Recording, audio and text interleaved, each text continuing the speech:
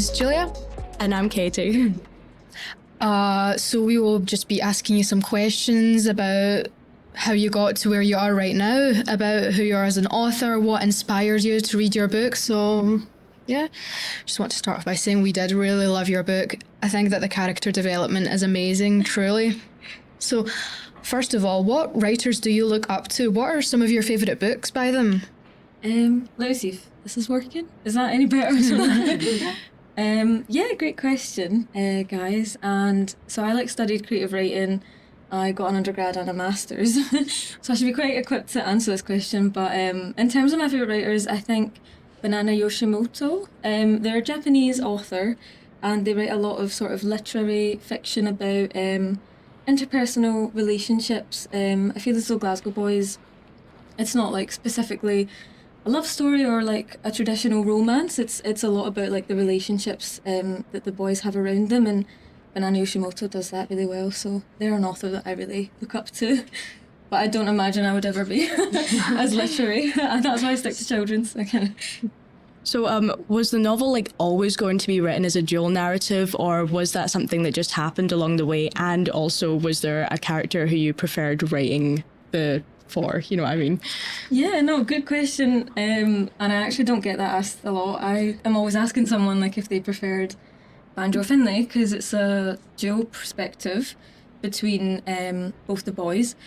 To be honest, it was always a dual perspective. I feel as though, when I started writing the novel, I think I started with Banjo, and then, he had this relationship with Finlay. It was really sort of mysterious, the intrigue dragged you along, and obviously I feel as though it's quite obvious because we start and end the novel with Banjo, and he's really a present voice.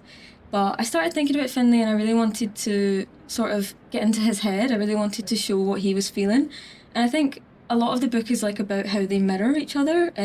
Their life sometimes mirrors each other, and their feelings as well. So, and I think it just gave a little bit of a deeper insight when we got to see how much they were thinking about each other at the same time, and what sorts of things would make them think about each other. Yeah. So yeah, I think the novel probably would have been, a little bit weaker had it been just one of them. So, yeah. But yeah, that's something that obviously I discovered through writing Banjo, and being sort of swept away into I want to know what Finlay is thinking. So on that note, of course, following up from that, it's clear that the characters have a lot of significance to you. So did you always have a title in mind, and was it difficult to choose a title and cover art? Yeah. Obviously the title Glasgow Boys, I feel as though it's really grabby, but it's not actually mine. Faber, my publishing house, were really keen to call it Glasgow Boys, but I was initially quite reluctant because I felt as though I might give the wrong impression to readers. I wasn't sure, if it might give people the impression the novel was about a gang of people, or I don't know, something stereotypically quite Glaswegian that we see a lot in the media. But my team also persuaded me, because they said Glasgow Boys, my novel, which is sort of a coming of age, love story about a lot of different people, it might, shift the perspective, or shift the impressions of what it means to be a Glaswegian story, or what it means to be Glaswegian, which really meant a lot to me. Initially the book was called Small Ties, which was a placeholder title. It's really bad, and it kind of is too vague to even mean anything or stand out on the shelves.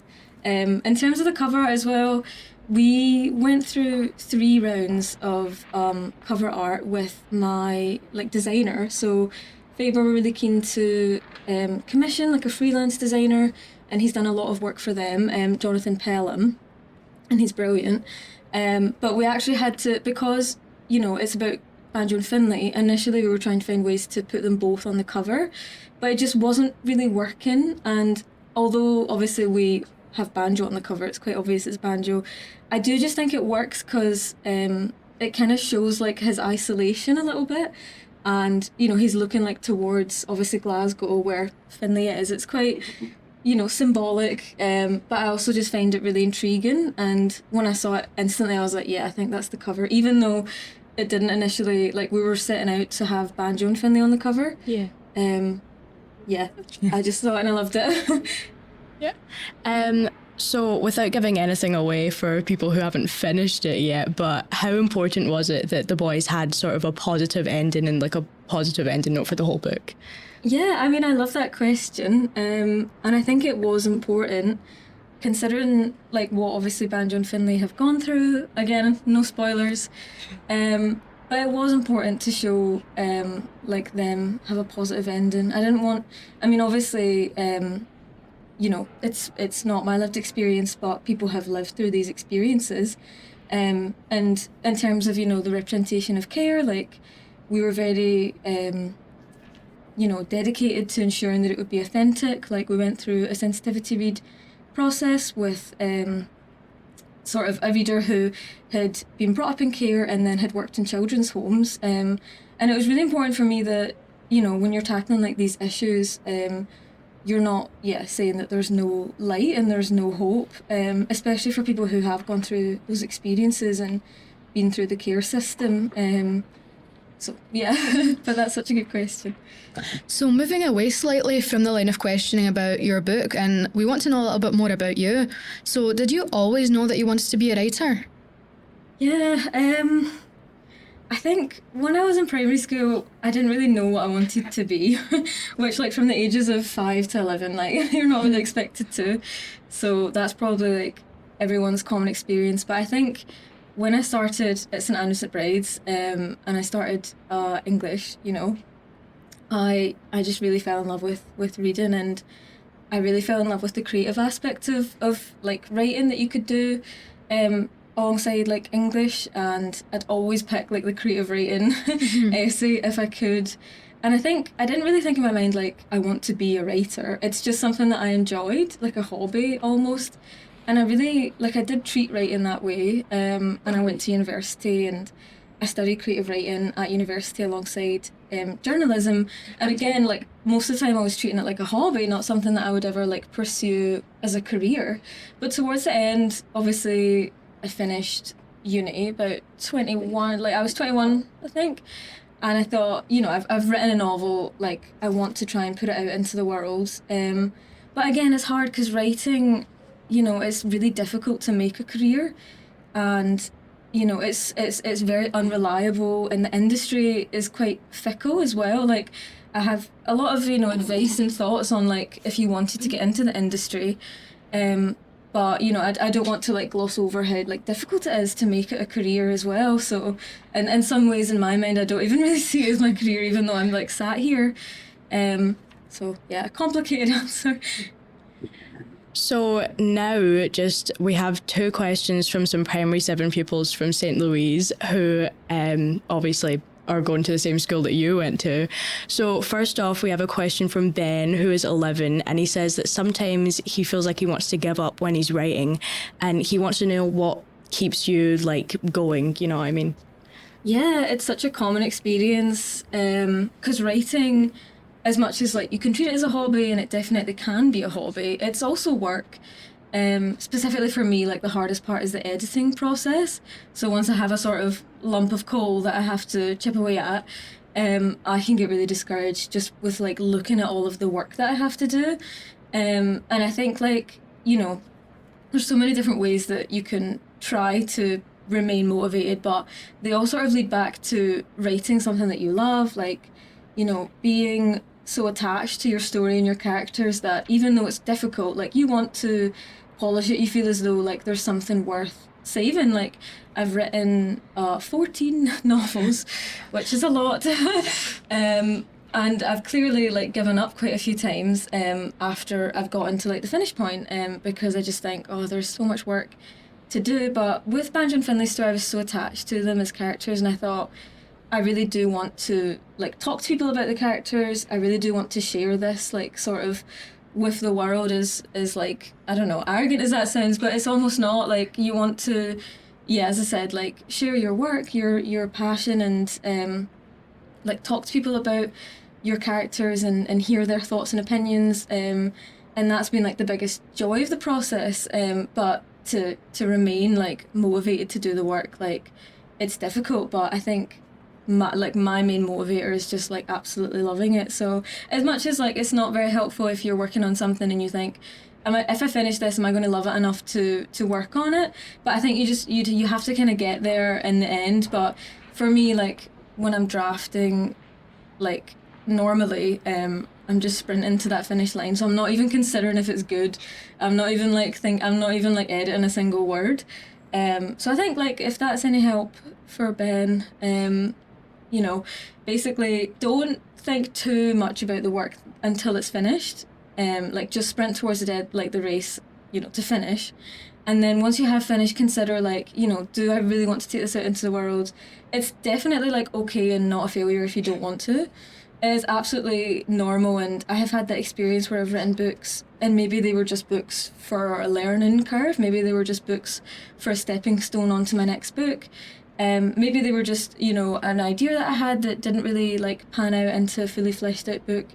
And that's absolutely okay. Like they're not a waste of time or anything like that. And if you consider writing, you know, in terms of, I suppose, like commercial gain and like what makes a book worth it, I think that's probably the wrong way to go about it. You should think of a book as like it was worth it to me because I, you know, developed as a writer, and it taught me something about writing and about like my craft, my prose that I didn't know. And it you know, it moved me forward as well. So Yeah, so next question, Carter, age 10, said he is writing and drawing a graphic novel called The Other Side. He wants to know, how did you feel brave enough to get Glasgow Boys published, and how did it happen? Yeah, good question. I think because I went to study creative writing, it's kind of the holy grail when you start like studying creative writing. You are told like publication is, you know, the be all and end all. Like it really is the success. And I think that, yeah, that's how the wider world views writing as well. Like if you get it published, it was successful. And I think, yeah, when I was like 18, I started creative writing. I was really like racing to get published as fast as I could. And I was querying like every book that I finished, some that were just not very good at all. And I was also submitting like to a lot of short story magazines, short story competitions. I was just doing like everything that I could to get published because I wanted that validation, you know, that success, that it was good. But I do view it a little bit differently now. I've obviously been published, and I'd have to kind of disconnect like my sense of like worth in my writing to like external validation and it being like worthy to be published. So I would say to I'm sorry, I forgot their name. Carter. Carter. I would say to Carter, like you will definitely always want to publish like your writing for that like validation and for that feeling of success before you're published. But like in hindsight, you know, take it from a published author, like it you know, you're better to detach your sense of worth and your idea of what it means to be successful from traditionally like being published and like commercially like gaining from your work. Like basically just try to love your work and like as yourself, like on your own terms. You know, it's the one thing that you can control. Publishing is a business, it's an industry, and it's run by, you know, commercial means. It's run by that sort of mindset. It's often people are saying that it's run by trends and tropes. I mean, not that I can really speak to that. Like obviously there's some like incredible books still coming out, like every, you know, year, every month there's books that are published. But I think that traditional publishing skews a little bit towards like, you know, what brings in an audience, like what brings in money. And I think if you're wanting to go down that route, like, yeah, you're probably not gonna feel like massively fulfilled in your writing. I think that the way that you gain that is just, you know, like talking with readers, and yeah, detaching a little bit of your worth from like that traditionally being published. As much as, again, like it's kind of catch-22 because, you know, having your book in and like seeing it on the shelf and things, like it does give you a lot of joy, and I don't want to take away from other writers that like that is such a joyful thing to experience, but equally like there needs to be a balance of like, but that's not all I'm racing for. Yeah. That was a long answer. No, it was good.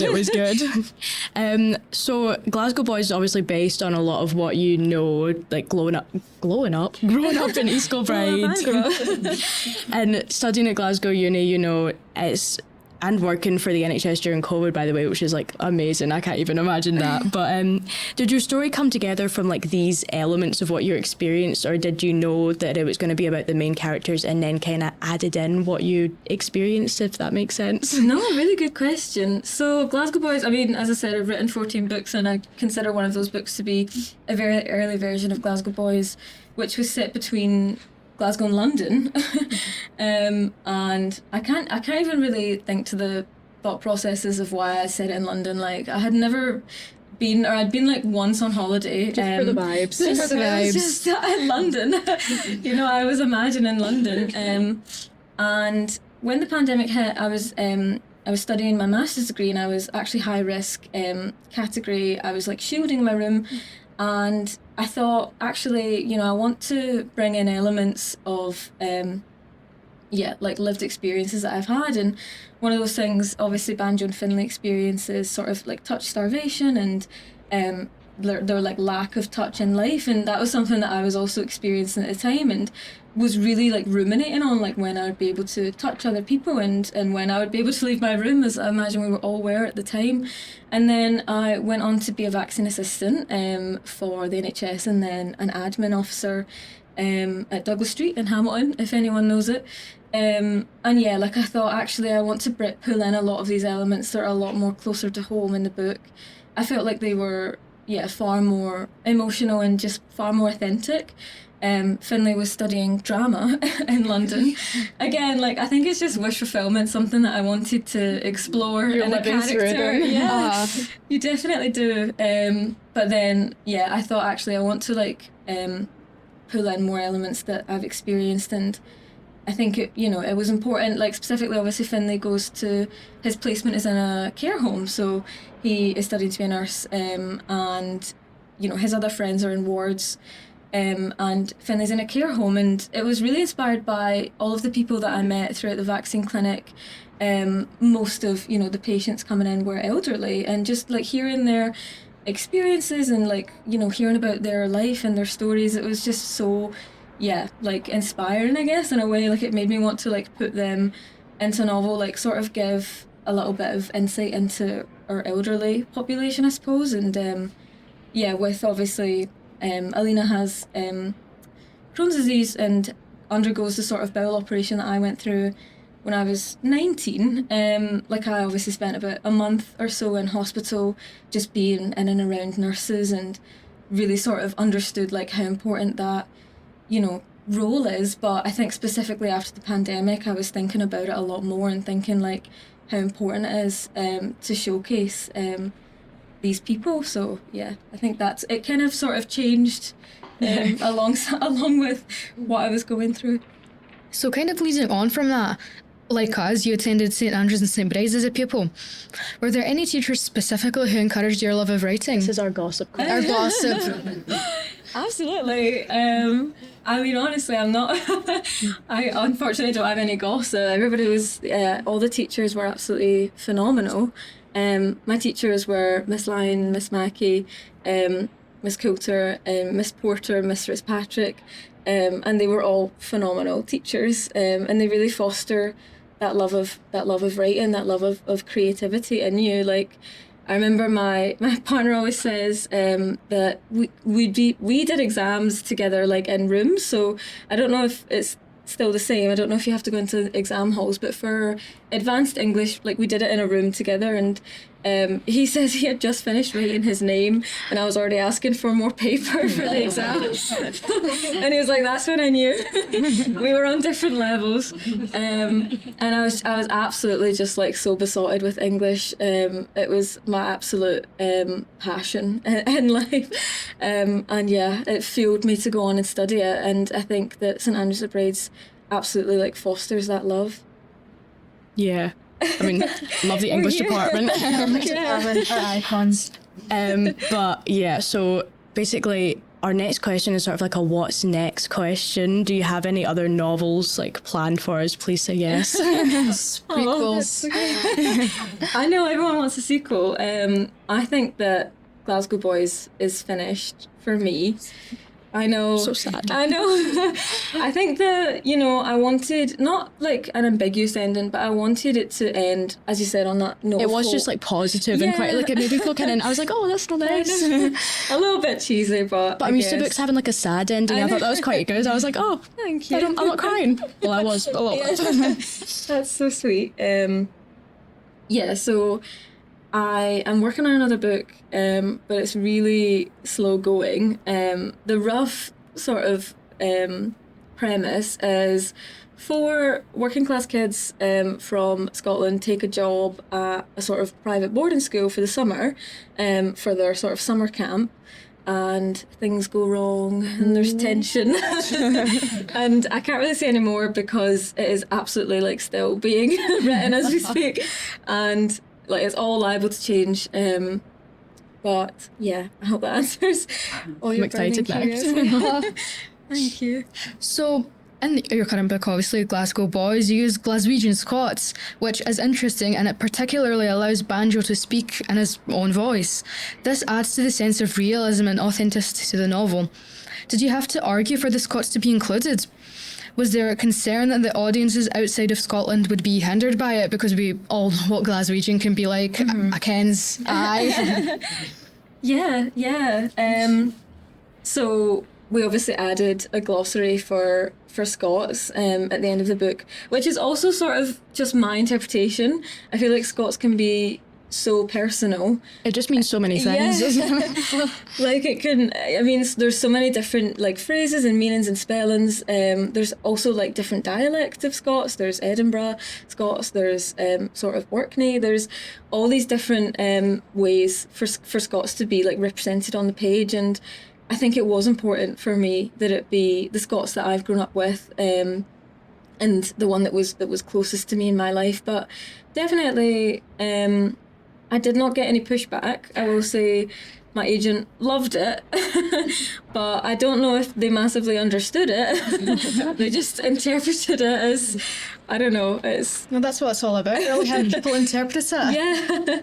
Yeah, I've like heard people reading it out, and it's not that they're getting it wrong, it's just, some... It's like, is that really how you read that? I'm like, some phrases, that's not how...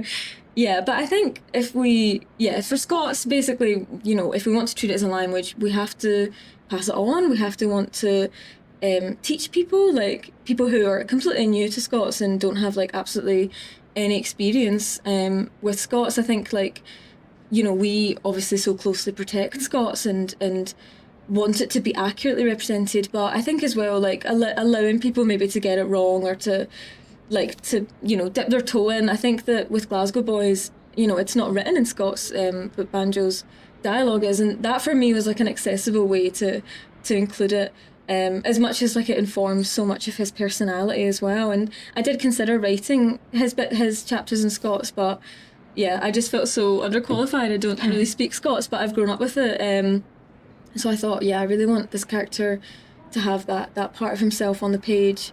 And that's obviously why we added a glossary as well, because I thought, yeah, like I want people to come to this like with openness and like the ability to learn, even if they just have never been like taught Scots or even heard it at all. Yeah. Yes, it's actually like so like inspirational to talk to you, especially like after reading your book, because I'm kind of like, wow, yeah, you're sweet. talented. So just kind of, as well, to kind of round off what we're saying, do you think you'd have anything to say to anyone like who might be watching this after listening to this podcast, who aspire to be like you, publish their own book, write their own novels? Wow, yeah. So much to say, and I love talking to other writers, both younger and older, and I always find, that I always come away like having learned something, and yeah, there's like a kinship amongst writers, like we innately understand like the craft of writing, like how much writing can be like so addictive and so incredible. Almost like it sounds cheesy, but yeah, sometimes when you're writing other people's stories, other people's lives, it can be like such a form of escape. It's such a like deeper experience than reading or watching a TV show. But equally, I feel like we understand the industry and as I was saying, like, it has a lot of pitfalls, as much as, like, you know, there are so many passionate, talented, incredible people working in the industry. My entire team at Faber, like all the editors, the publicists, the marketing team, sales team, rights team, there's so many that, like, you couldn't even, like, name. It would take an hour. And all of those people, like, clearly just love writing and care about books and care about literature, and continuing on the literary canon as much as it is. Like, I feel as though I'm like sounding like so cheesy, but like, we all care about, like, good books getting put out into the world. And I think that what I would say to people who want to enter is definitely write what you love. If you don't love it, it doesn't mean that, like, if you don't love it every single day, it doesn't mean that you've failed. You might just need a break. Like, I've suffered from burnout. I've gone back to my book and thought, this is absolute garbage, I never want to touch it, and then just taking a break. Writer's block. Yeah, and then, like, come back and being like, actually, this is fine. Like, it's salvageable. But I think the one thing that does keep you writing is, like, that burning, like, passion, that drive to write. And it's only really once you love a story, love the characters, the world, their relationships, like, everything about it just makes you want to keep, discovering more and keep adding to their story. So that is my, like, number one piece of advice, is just try and hit on something that you love. If it takes a while to find it, that's okay. Like, that's normal. As I said, I've written 14 novels, and not all of them were good.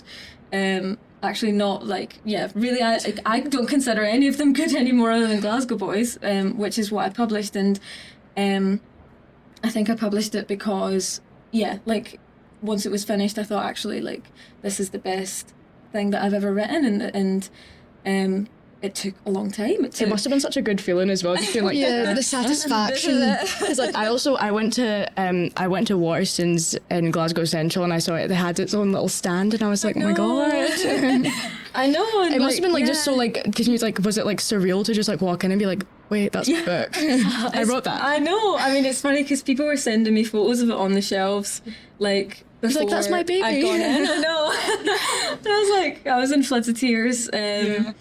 It's such a special moment. It's, like, something that you dream about, obviously. And there's no, like, unsentimental way to say it. Like, it is a dream come true, kind of, in a way. Like, it's something that you imagine and, you fantasize about, and then it's happening. And I think, I'm trying not to be too doom and gloom about trying to get published, because it really is an incredible process. It really is something, especially when you connect with readers, such as yourself, like, when readers really love the book and have gained something from it, and you've given that to someone, it's so special. Like, it can't really be replicated. But I do see a lot of maybe young authors who, like, want to go into it, but, might not understand, like, a lot about the industry. Like, you do have to query, which is to get an agent. You have to, like, pitch yourself and your book, and that is, like, really tough, because, like, no one else is helping you. There's no template. You're going into just people's emails like, hey, like, do you want me? Who are you? Read my book. I know.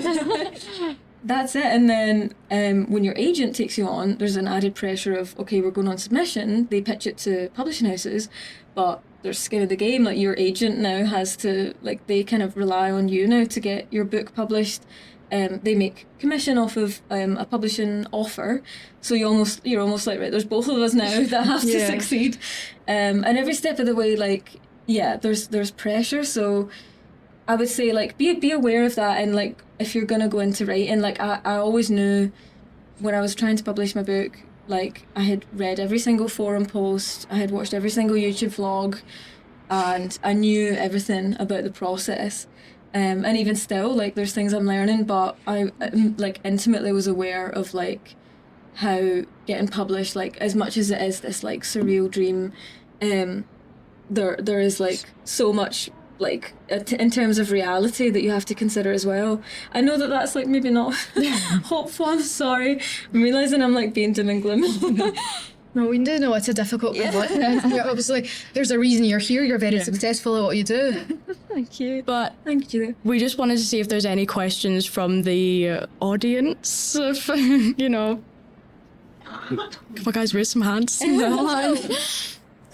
I'll take anything. Well, Oh, there a we go. hand. Yeah.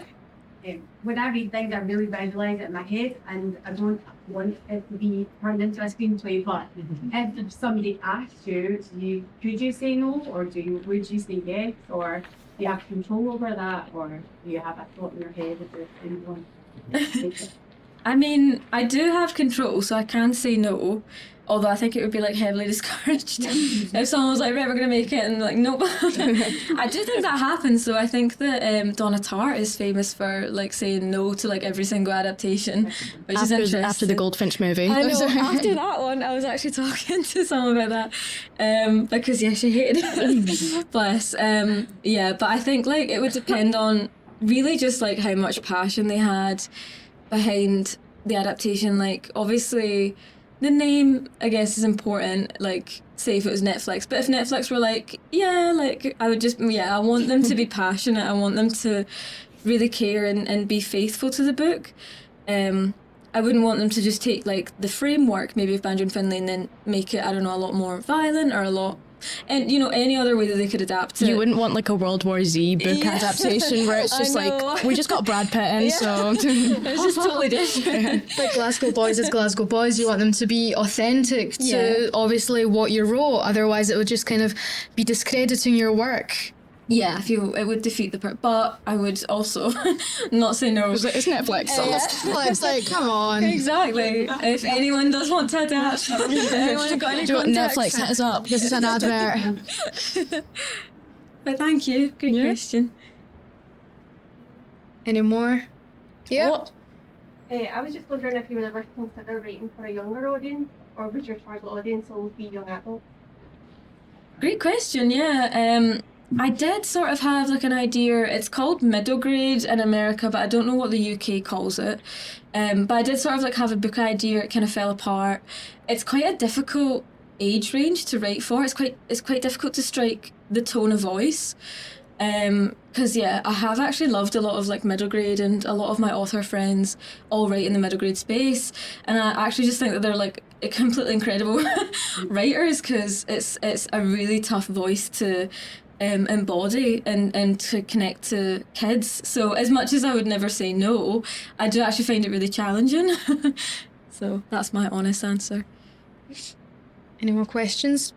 Yeah, I have a question. So you mentioned your day's jobs, so you would have a routine when you did your job, but when you're writing, do you have a routine for that? Do you go to a coffee shop, or is there something that you do? A cheeky coffee shop, right?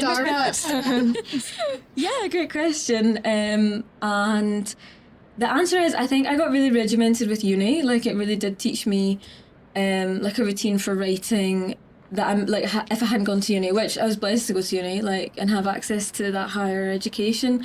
And yeah, maybe if I hadn't gone, I don't know if it might have taken me longer. I think like the drive is the main thing. However you get there is probably like not as important, because I think like once you have the end product, it doesn't really matter. Like I used to do, and I haven't actually managed it in 2 years now, sadly, NaNoWriMo. It's National Novel Writing Month. You try and write 50,000 words in the month of November, and it amounts to about 1,500 every day. But when you come out of it, like you just have a lump of like 50,000 awful words, and it can be really fun. Like honestly, the experience of it can be so fun when like there's forums, and on Twitter there's like the hashtag like writing, there's NaNoWriMo, there's all these different things that you can like follow, so you can feel like you are part of a community of writers. Because writing is really solitary, you know, and like you don't really have anyone also being like, right, yeah, you've got to put the pen, like, you know, you've got to pick up the pen and get to work. There's no like pressure that way that can often be like a good thing to try and make yourself write. So NaNoWriMo being like held accountable to like 1,500 words, it can actually be like really motivating. But since obviously, about like 2 years ago, that was when I got the book deal, and I was editing Glasgow Boys, and I missed it that year, and I missed it last year. I don't know if I would massively ever go back to it, because I've like found a different way to write. Like obviously editing is like the least enjoyable part of the process for me now, but since I got my book deal and I had to edit, like I was given a deadline and it was like people's wages relying on it, I thought, right, okay, like I would just have to like take myself away. Like sometimes I would go to a coffee shop at the weekend and stuff like that. And yeah, since I got into that process, I'm now a little bit more regimented that way. So I would say like any which way works to get the words down. You don't really massively need a routine, like a regimented structure. It can be useful, but yeah, it doesn't, whatever creates words basically is the way that I went. I don't know if that's helpful. No, editing is so hard. I can't even like It's see like when you horrible. just have like a block of text, you're just like, Yeah. So you've got like 5,000 words, 1,000 by tomorrow. Never mind. Never mind. I just have really bad spelling like all the time. I just can't like Oh my I gosh. just can't I know. spell. I'm so. like, words, do it for me. Please just catch. Like, I have everything that I mean. words that I'm meaning to write. They just don't come out. Words. Yeah. Any more questions? That was so Yeah. threatening. I think it's great that your stories about young male protagonists. We've got a dearth of stories for young men at the moment. What made you choose to write with that little boy? Yeah, interesting question. And I do actually get it quite a lot. I feel as though with Glasgow Boys, it's something that like I naturally settled into writing. Like the story was about the boys and their relationship. Not that I've never written stories about women or female perspectives, like throughout creative writing at my undergrad, and also did a creative writing module at my master's. It was all like dominated women perspectives, and I think it just naturally like was about that. I think sometimes you go into a book and you have an idea, you have a spark or a character or a vision, or a concept, or I can keep going, and yeah, you just sit down to write and it just naturally like develops that way, and it's not actually something I'd considered, like why have I written to boys, because yeah, that's not the way I sit down to write. I don't sit down to write about like any one thing. It's just like what like sparks my interest, but I do definitely agree, like especially like in the YA space, there's not a lot of male protagonists, which is something that I've been made aware of, and not something that I knew about until like librarians and booksellers and all There's these just things. like Katniss Everdeen over there. I know. Yeah, they'd come to me and said, well, you know, young boys, they're falling away from reading at this certain age of teenagehood because they see themselves in books, which you wouldn't think men like wouldn't see themselves, because we live in the patriarchy. But I mean, I'm not being like flippant, it's true. Like, it's not something I considered. I was like, wow, this is surprising to me to hear that young boys, you know, they don't have like that sort of wealth of literature for them to dive into after, as I was saying, like middle grade, because they're like heavily dominate that space, I would say, or at least from my experience of what I read, like there's a lot of middle grade like space adventure boy, things like that. Not that there's anything, like obviously I love those books. A lot of my friends love those, like have written those books, and I find them amazing, but with YA, like, yeah, it seems as though they're not massively represented. So I think there was no reason for why I wrote Glasgow Boys with two male protagonists, but it's definitely been eye-opening for me, like as an author, to know that that's an underrepresented community. That doesn't answer your question, but Yeah. Yes. Margaret, we're delighted to see you here. You've got lots of your very own English teachers here, so proud of what you've achieved. And I think Mrs. Mackey and I would love to think we had some hanging actually despite the work that's right. But to be honest, Margaret came fully cooked. So we're delighted for you. We remember particularly some drama writing that you did, and I wondered if you have any intentions of writing in any other genre. wow, I don't remember that. It's like, oh my gosh, I'd be like curious to know what it is. Have we got it on record? Have you got receipts? Oh, that's so kind. It's so lovely to see you guys, honestly. And you were like such big, huge supporters of my writing at high school, and really like pushed me to go on to study it in like uni. So honestly, guys, like you can take that credit, because you definitely did. In terms of other writing, I'm bad at poetry. Like, I just know that now from doing On creative National writing. Poetry Day, no less. Oh my gosh, I'm sorry, I We're forgot. going to ask about that. That's Ruined so our bad. plans. I actually forgot about it. I don't know, you emailed me and The I was like, slanderer. it's so sad. I wish I was good at poetry. Like, I Me love too, poetry. yeah. Like, We all do. it's so tough. There's not a lot of like other forms of writing that I'm actually good at. But drama writing, it's fun because it's really different. Like, it's obviously like dialogue focused, and you have to be like really spare because it's just action. So I really like it for a sort of, you know, exercise. But I don't think it's how like I naturally lean to writing.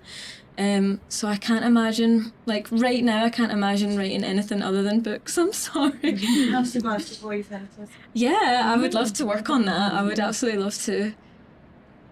Thank you. No, thank you. Speaking of National Poetry Day, have you got a favourite poem? I do have a favourite poem. It's called, it's by James Davis May.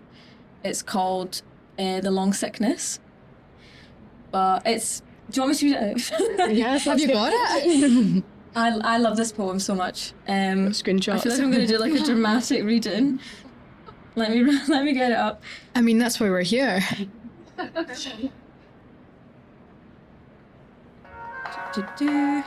Let's have some like elevator music while we wait.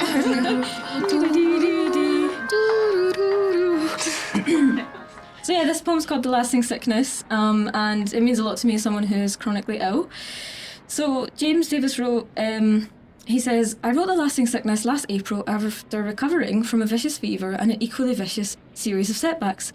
Losing my job and having to move in with my family away from home, neighbourhood and city where we were quite happy, while half sleeping, half hallucinating in bed, I thought a lot about a childhood memory I describe in the poem.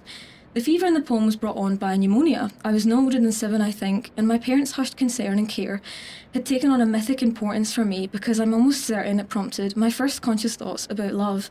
Not that I hadn't felt loved before, it was just that I hadn't thought or had been thinking about it until then. Anyway, the poem treats what I call my romantic tendencies as a sort of chronic illness. The poem's not a cure, of course, more of a diagnosis without instructions. Lasting sickness. 5 nights into fever, you lie in bed as your parents, urgent, move about you in the soft, almost birthday candle dim light. If you're in pain, you won't remember, although the fever is so high it's likely you've reached that euphoric state in which dying, or near dying, sees the oblong silhouettes of angels and hear the shapeless voices of the dead. Instead, you see your mother watching you, along with a vigil of good soldiers. The stuffed bears, the purple rabbit, the papier-mâché parrot perched on a painted hanger. Your father plunges a washcloth again into a mixing bowl of iced water, brings it to your head, and you fall back asleep to the sounds of your own being cared for.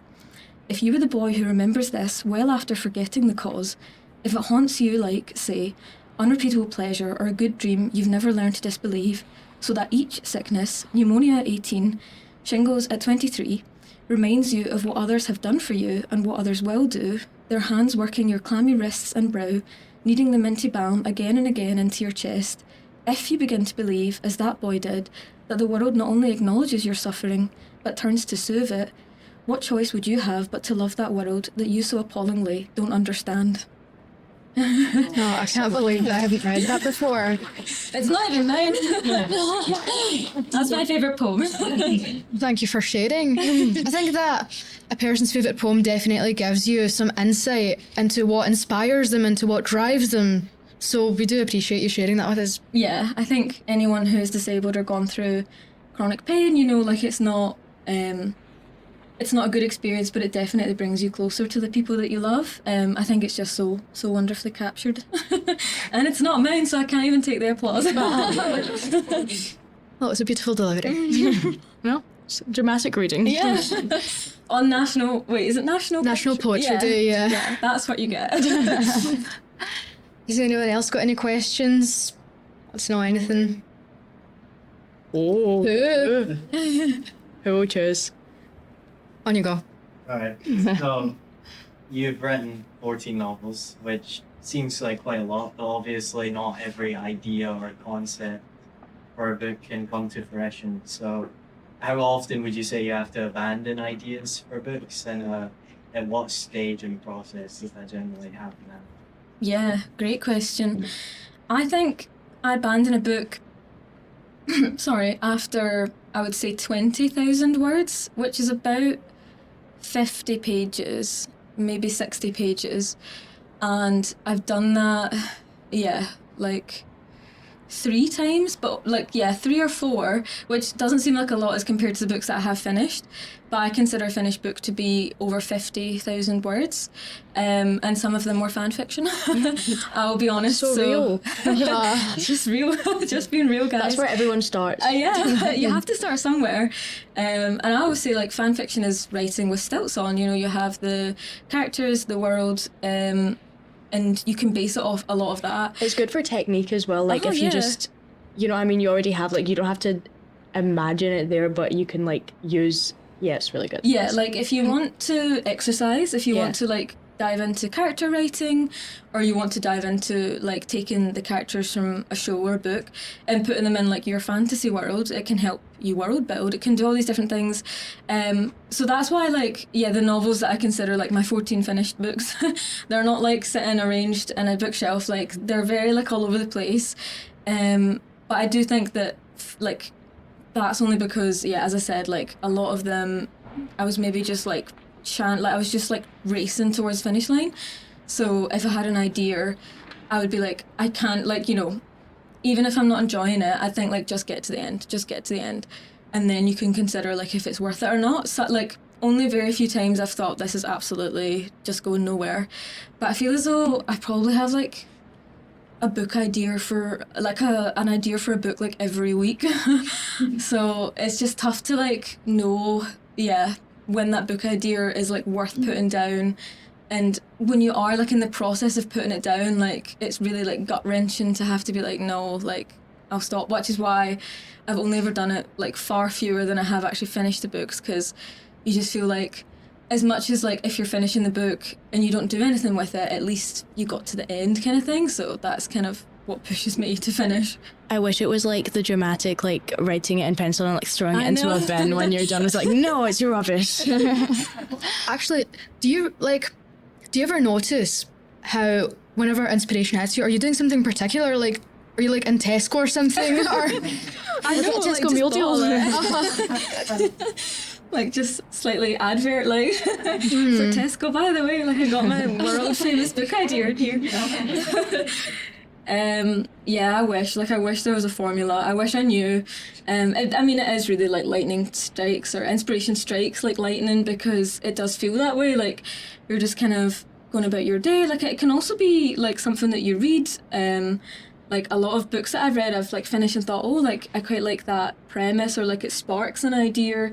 Maybe even just, like, a conversation between the characters. It makes me think, like, I want to pluck that a little bit, not plagiarize, but just, like, it you know, it inspires you in books, movies, like TV shows, things like that.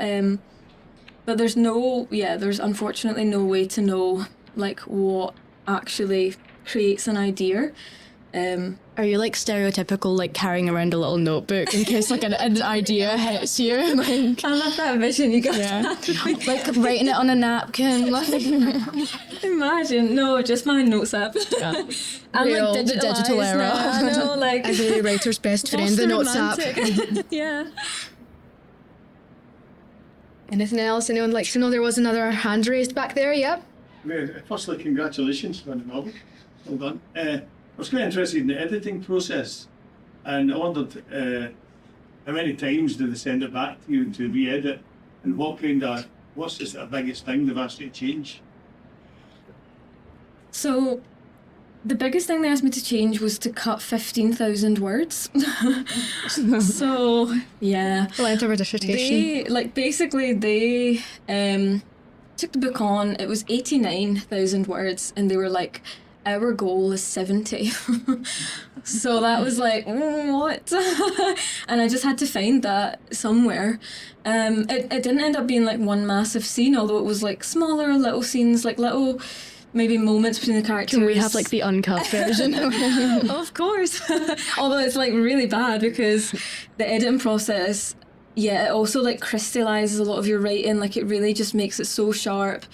There's like, I guess fluff is what you'd call it, like maybe padding between like scenes, or like just stuff that just is not necessary, that it might be nice, it might sound nice, and it really is, sucks to lose it, but when you look back and you think, actually, like, that's made the book so much better. And I do stand by that the 70,000 word version of the book is so much better than what I was just able to achieve on my own.